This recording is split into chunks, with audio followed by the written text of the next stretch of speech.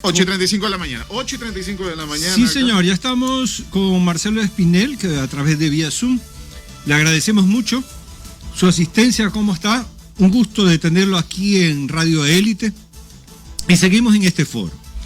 Este foro trata de hacernos entender a los ecuatorianos cómo es que se maneja la función pública y por qué nos estamos desayunando cada vez y cuando. Y a veces nos sorprendemos, no deberíamos sorprendernos, pero siempre nos coge como balde de agua fría cuando sabemos que de alguna manera los puestos públicos se ofertan o se ofrecen para aquellos que tienen poder o cercanos del círculo de poder o por un favor pagado. Esto para ponerlo en referencia porque la mayor parte de los ciudadanos trabajamos para sobrevivir el día a día y estamos tratando de, hacerlo de lo mejor que podamos, pero hay ciertos círculos que viven de la gestión pública, del dinero público. Y me refiero a que en el Ministerio de Agricultura se habían estado vendiendo, según las denuncias de algunos, a través de asambleístas, no sé qué tenía que ver una cosa con la otra, pero estaban conectados, y se vendían o subsecretarías o puestos del Ministerio de Agricultura. Según las otras fuentes de la Asamblea Nacional, la señora Yori, pues obviamente no quiere dejar el poder porque también tiene parientes o amigos o agnados o cognados en puestos públicos en las provincias orientales. Y esto no es de descubrir el agua tibia, sino que a través de toda la historia hemos descubierto que en torno a la gestión y la administración pública vive mucha gente de ese mismo estilo. La pregunta es justamente esto: ¿el sistema está hecho para esto? De alguna manera podemos detenerlo para que las personas que estén en la gestión pública no sean los padrinos, amigos, parientes o agnados o cognados, sino que sean gente preparada para el servicio público. Bienvenido, ¿cómo está? Muy buenos días, muchas gracias por la invitación, siempre es un gusto poder estar acompañándolos. Bueno, creo que hay varios aspectos en relación a lo que usted ha mencionado. Empecemos por el más sencillo y tal vez el que menos mella va a causar. ¿Por qué es que estamos escuchando más casos de corrupción? ¿Por qué en la actualidad ahora los ciudadanos todos los días nos levantamos con un nuevo caso de corrupción? Creo que hay que tener en cuenta las nuevas lógicas de la información. Hace 10, 20 años atrás, si es que los ciudadanos querían conocer información sobre lo que sucedía con la cosa pública, estábamos obligados a ver el periódico, tal vez el flash informativo en el mejor de los casos, pero en la actualidad ya no solo tenemos las redes sociales para poder enterarnos con mayor inmediatez de las cosas, sino que existe mayor acceso a la información pública. Si, por ejemplo, yo quiero el día de mañana saber quién trabaja en el municipio de Daule, puedo ingresar a la página web del municipio de Daule y puedo verificar ahí quién está trabajando, cuánto gana, cuáles son los contratos públicos que han suscrito como institución pública, etcétera, etcétera. Entonces, este mayor acceso a la información permite conocer de mejor manera los casos de corrupción, pero también, ojo con esto, que los ciudadanos y los periodistas de investigación puedan realizar con mayor facilidad tanto el periodismo de investigación como ejercer su derecho al control social. Vamos al segundo aspecto de lo que usted comentaba. ¿Qué es lo que está sucediendo? Creo yo que el gran problema del Estado es que los procesos, ojo con esto, designación, evaluación y destitución de los funcionarios públicos no son del todo transparentes. Cuando en ciertas ocasiones la ley llama a que las instituciones realicen un concurso público para poder contratar a sus funcionarios, nosotros ya sabemos que precisamente el concurso no va a ser transparente, por ende va a ser poco auditable y ahí existe un resquicio para poder cometer el caso de corrupción. Y eso es lo que estamos viendo que está siendo aprovechado por ciertos funcionarios públicos para poder designar a lo que usted comentaba, a los amigos, a los cercanos, a las personas a las que le debo el favor de la campaña. Y eso sin duda que termina afectando al ejercicio de la función pública. Porque por un lado estamos viendo la devolución de un favor, el pago de dinero que enriquece los bolsillos de aquellos corruptos. Pero ¿qué sucede cuando ese cargo está siendo ocupado por una persona que no cuenta con la capacidad, que no cuenta con los conocimientos para ejercer el cargo? Las funciones realizadas serán realizadas de forma ineficiente, y el que termina siendo afectado es el ciudadano, pues sus derechos no serán garantizados de forma adecuada o los servicios que tiene que otorgar el Estado no serán garantizados, ejercidos de forma adecuada. ¿Cómo le va, doctor? Antes que nada, pues quisiera de pronto preguntarle también cómo evitamos que se den este tipo de situaciones. Debe haber algo en la legislación, tienen que haber sanciones, tiene que haber algún mecanismo para precisamente evitar el pago del favor político de que alguien llega a un cargo público. Y bueno, y uno de nuestros entrevistados decía, también es cuestión de cultura de nosotros, o sea, creo que es un 50-50 a mi criterio, porque nosotros como periodistas hemos tenido compañeros que han llegado a tener cargos públicos, ¿ya? Y yo en 17 años, por ejemplo, tengo un amigo con el que trabajé en el Canal del Cerro que llegó a ser alcalde de Yaguachi, pero jamás le fue a tocar la puerta para que me dé un cargo público. Ya es cuestión de cultura. Pero primero, ¿cómo evitamos que se vendan los cargos públicos, por ejemplo, ¿ya? Y por otra parte, ¿cómo cambiamos también la cultura de querer un cargo público porque automáticamente pensamos que eso nos va a generar grandes ingresos?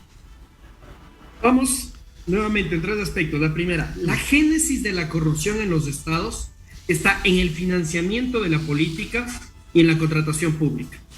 Si es que nosotros no tenemos altos y efectivos controles al financiamiento de la política y plena transparencia en el financiamiento de la política, es difícil hacer este seguimiento de devolución de favores. Porque yo, si pudiera saber, por ejemplo, voy a inventarme un caso, que el alcalde de Yaguachi fue financiado por Pepito, Juanito y Sutanito con tal cantidad de dinero, yo puedo verificar después que el alcalde de Yaguachi no esté devolviendo ese financiamiento a través de contrataciones públicas o a través de la contratación de estas personas. Desafortunadamente en nuestro país, a pesar de que existen normas en materia de transparencia y financiamiento de la política, no se las cumple. Y la información que los ciudadanos podemos acceder sobre el financiamiento no es oportuna. El Consejo Nacional Electoral, por ejemplo, hasta el día de hoy no transparenta de forma adecuada y completa el financiamiento de la campaña presidencial de las elecciones del año pasado. Entonces, ¿cómo podemos hacer este ejercicio? En segundo lugar, yo creo que es importante tener en cuenta algo que no todo el mundo está de acuerdo, y es que no tenemos estabilidad en el servicio público. En cada cambio de gobierno, cada autoridad pública lo que hace es llevar a su gente. Yo entiendo que lo que voy a proponer o lo que le voy a comentar en este momento tal vez pueda generar un poco de ruido. En muchas ocasiones, esto de querer aplicar políticas internacionales en nuestro país no siempre es dado, pero es necesario hacer estos ejercicios comparativos. Les voy a poner el caso de Alemania. Una persona que en Alemania ingresa al servicio público tiene garantizadas dos cosas: estabilidad de por vida en el cargo y evaluación permanente, para poder ser promovido en el cargo durante todo el tiempo que ejerza la función pública. Pero hay una sola condición en la cual esta persona perdería el cargo de por vida, y es haber causado o haber permitido un caso de corrupción. ¿Y qué es lo que sucede acá? Las personas que ingresan al servicio público, en primer lugar, no tienen estabilidad. Y saben que seguramente cambian de ministro, cambian de alcalde, cambian de presidente, y ese cargo se me acaba. Entonces, ¿qué es lo que hago? Digo, capaz que en 3 meses me quedo sin trabajo, entonces voy a aprovechar para tratar de, en ese momento, buscar mi beneficio. Y la otra es que, desafortunadamente, como los sueldos no son altos en la función pública, se trata de compensar. Y aquí viene el caso de Uruguay, que tal vez nos puede hacer un poco de ruido, pero son políticas que han funcionado. El sueldo más alto que existe en la función pública en Uruguay son precisamente de los jueces de las altas cortes, porque el juez de la alta corte tiene garantizado su puesto de por vida, mientras pueda cumplir con sus funciones, por supuesto, y tiene el sueldo más alto del país, para que ese sea un desmotivante a cometer un caso de corrupción, porque es un honor haber llegado a la alta corte. Y yo sé que si es que de repente cometo un caso de corrupción, no solo me quedo sin trabajo, sino que también pierdo un buen sueldo. Entonces veamos cómo las lógicas del sector público deben cambiar para que la persona que esté ejerciendo el cargo público cuide su puesto, porque sabe que es bien remunerado y que tiene estabilidad. Pero si aquí vemos al cargo público como la última rueda del coche y que solo me va a durar 3, 6, 9 meses, lo que se hace es propiciar de una u otra manera la comisión de actos de corrupción. Algo también que mencionaron nuestros invitados anteriores era el estado de ética que debemos tener y que no hemos manejado en términos generales la mayor parte de los ecuatorianos, porque sea la constitución que sea el sistema que sea, de alguna manera nace la República del Ecuador de la misma base de no aplicar la ética, es decir, tratando de que lo mejor para o el bien del partido o el bien de esa persona sea lo que prevalezca más que cualquier otra cosa. Entonces, ya el valor ético ya no es implícito, ya no es necesario, sino al contrario. Si te encuentras con un funcionario, y lo digo por experiencia, si te encuentras con un funcionario o estás en la oportunidad de servir a un funcionario público y te preguntan, ¿y qué sacaste de eso? No, nada, pero eres tonto. Debiste sacar justamente el dinero de allí, de aprovecharte de cada cosa para hacerte justamente tu futuro. Y es lo que usted comenta. Desafortunadamente creemos que el llegar a un cargo público debe ser para tratar de buscar un beneficio propio, un beneficio personal y no precisamente servir a la colectividad. Pero eso también se aplica a muchos políticos. Cuando creen que la política no es para servirse a los demás, sino es para servirse. Y utilizan la política para poder garantizar un estatus de vida, un estilo de vida. Y eso es algo que desafortunadamente los ciudadanos vemos en el día a día. Pero incluso vamos un poco más allá. Y eso es algo que desde Fundación Ciudadanía y Desarrollo lo hemos denunciado. Ustedes recordarán que uno de los primeros decretos del presidente Lasso fue precisamente este decreto 4 que hablaba sobre la ética en la función ejecutiva, que eran las reglas de comportamiento ético aplicable a toda la función ejecutiva. Y entre estas reglas, por ejemplo, se establecían dos obligaciones. Que los funcionarios de alto nivel, entiéndase los ministros, publiquen 2 ítems de información en las páginas web institucionales: las agendas de reuniones y las declaraciones de intereses. Que los ciudadanos podamos conocer si es que los ministros tienen relaciones con compañías o si sus familiares ocupan altos cargos públicos o tienen relaciones con ciertas compañías. Y que esto nos permite evidenciar que las decisiones de estas autoridades sean para beneficio de la colectividad y no para beneficiar precisamente esos intereses que ellos pudieran tener. Yo les pregunto, cerca de cumplir 1 año del actual gobierno, ¿se ha cumplido con este decreto de comportamiento ético? No se ha cumplido. Entonces, ¿cómo esperamos que los ciudadanos cumplan con estas reglas de moral y ética que son necesarias para combatir con la corrupción si es que desde las mismas autoridades públicas se incumple con esto? Ese es el ejemplo día a día que vemos los ecuatorianos. Entonces, si es que el ecuatoriano ve que la autoridad pública está aprovechándose de su cargo, para beneficiar sus intereses particulares o los de sus cercanos, se genera un comportamiento en cadena en el cual parece que todos creemos que vivimos en una jungla y tenemos que tratar de aprovechar la mínima circunstancia que tengamos para tratar de sobresalir. Bueno, una pregunta que yo le hice a los anteriores invitados, y es que de pronto el exceso de cargos públicos no generaría también una oferta del mismo. Por ejemplo, claro, nadie es que quiere ser subsecretario de la felicidad, pues no es que eso lo van a comprar, pues no. Sí, yo sé que ha habido, entonces, que a mí me encantaría hacer pausa activa y hacer los brazos así durante el mediodía o las 4 de la tarde. Pero, por ejemplo, el exceso de cargos públicos también no generaría una oferta de, por ejemplo, subsecretarías, viceministerios. Entonces, con un Estado que considero yo que a veces es demasiado grande para un país tan pequeño. Bueno, vamos con 2 matices. Yo personalmente considero que el mayor empleador de un Estado debe ser el sector privado y que tiene que generarse condiciones para aquello. Sin embargo, si uno analiza los datos a nivel regional, Ecuador no tiene un número excesivo de funcionarios públicos. Por ejemplo, veamos la Asamblea Nacional, la siempre criticada Asamblea Nacional. En la Asamblea Nacional no superamos los 1.200 funcionarios públicos. Es la función de Estado que menos presupuesto tiene en comparación a las otras 4 funciones del Estado. Y si es que uno compara el número de asesores y asistentes administrativos que tiene cada legislador, como por ejemplo con países como Colombia, Argentina, Uruguay, Ecuador está situado dentro de los que menos números de funcionarios tiene. Y más bien, yo veo con preocupación datos como el siguiente. El periodo legislativo anterior, 2017-2021, tuvo como dato que se presentaron más de 900 proyectos de ley durante esa legislatura.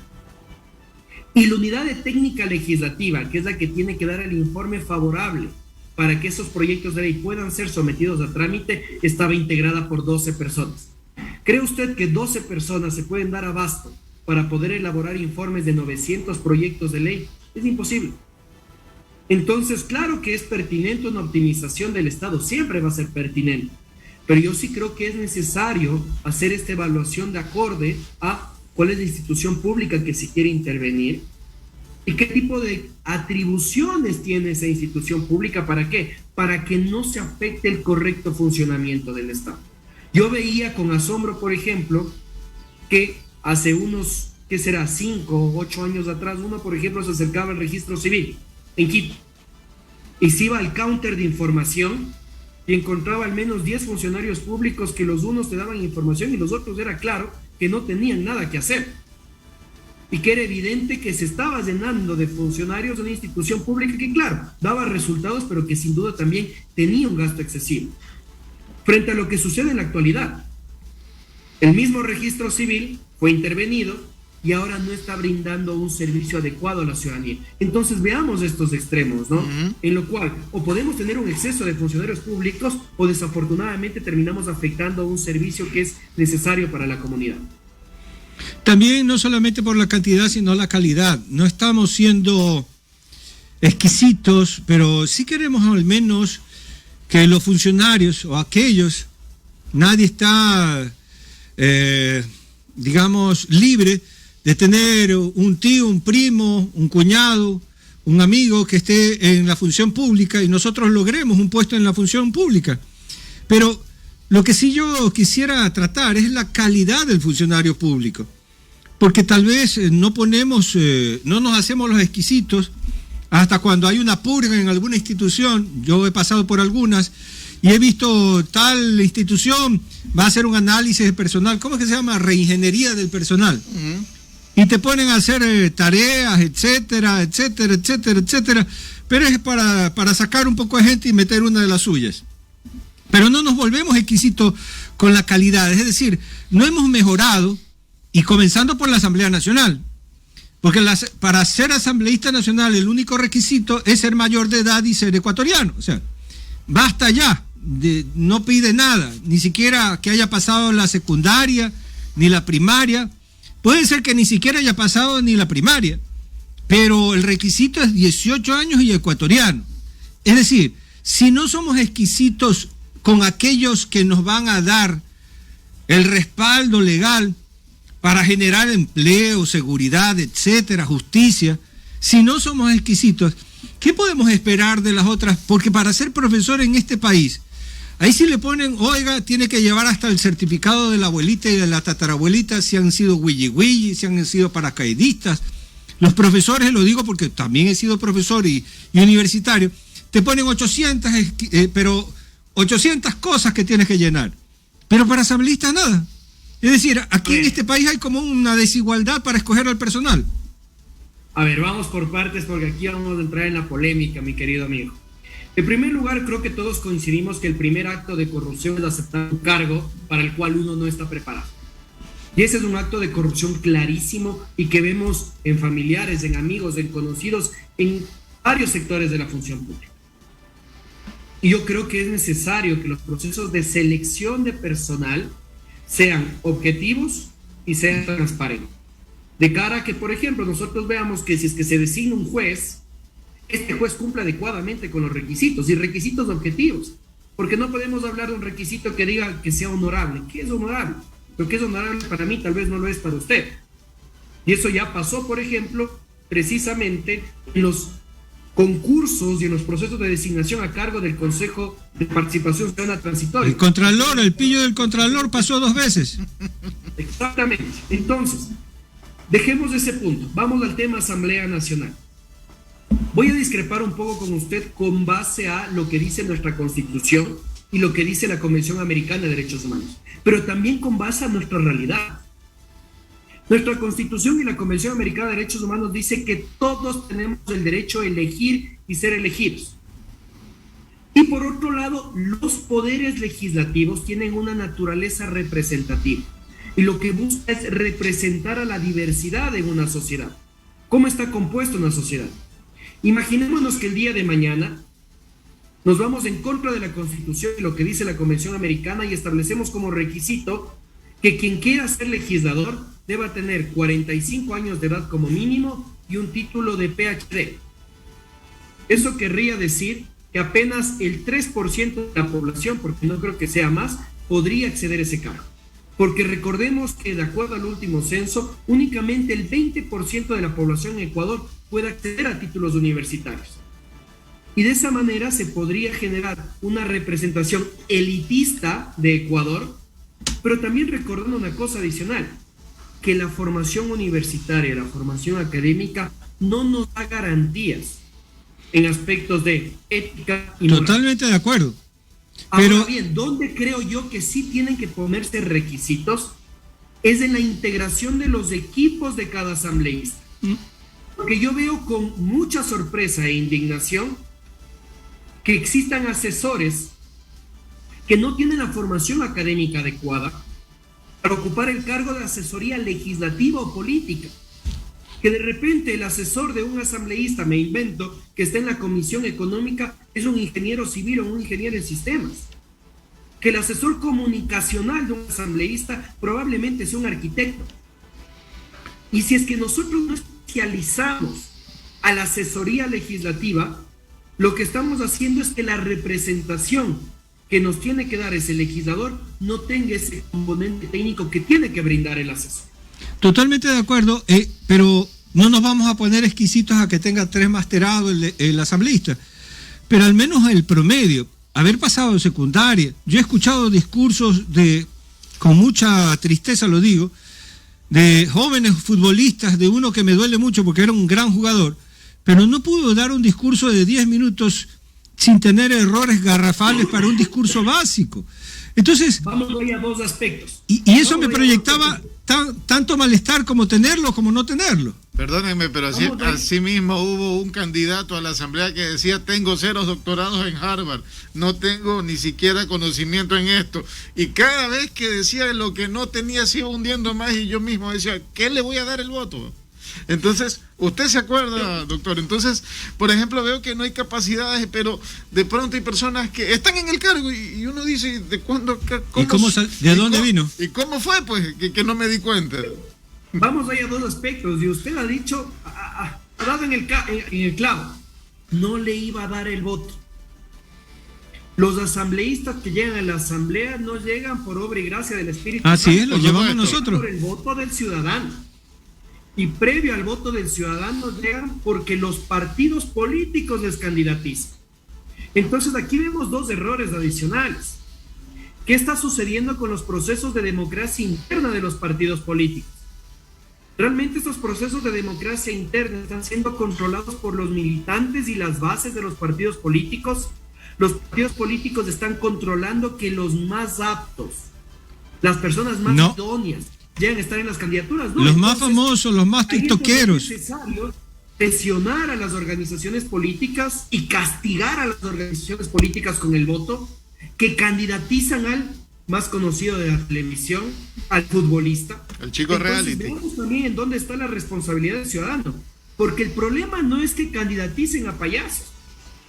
El problema es que precisamente los ciudadanos decidamos de escoger tal vez a un payaso que no representa adecuadamente los intereses de la ciudadanía.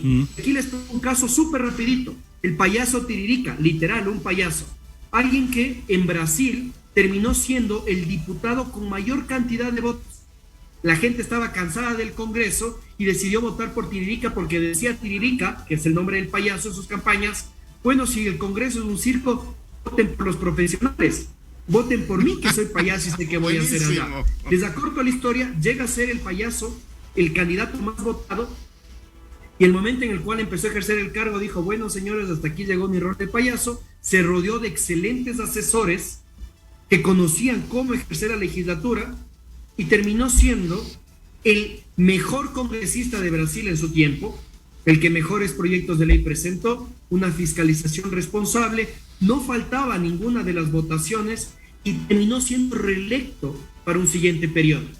Y en el siguiente periodo él decidió renunciar al Congreso porque precisamente se dio el escándalo de corrupción por la destitución de Dilma Rousseff y él dijo: yo podré ser payaso, pero jamás seré corrupto. Y para eso no me eligieron los ciudadanos. Oiga, ¿dónde está tiene la dirección para traerlo? Entonces hay que votar por los payasos. Pues. Oiga, La aquí moraleja, a Ticotico no le funcionó, era el único payaso profesional que pudo haber llegado a la asamblea y no votaron. Sí, yo sí voto por el payaso de la buceta, ese sí me cae bien. Palabras. Doctor Espinel, muchas gracias, muy amable. Doctor. Ya saben, si tiene la dirección, el número de teléfono es... Pero ya. Me envía. Pero ya. Gracias, muy amable. Buen día, hasta luego. Suerte. Vámonos a un corte y regresamos. Vamos.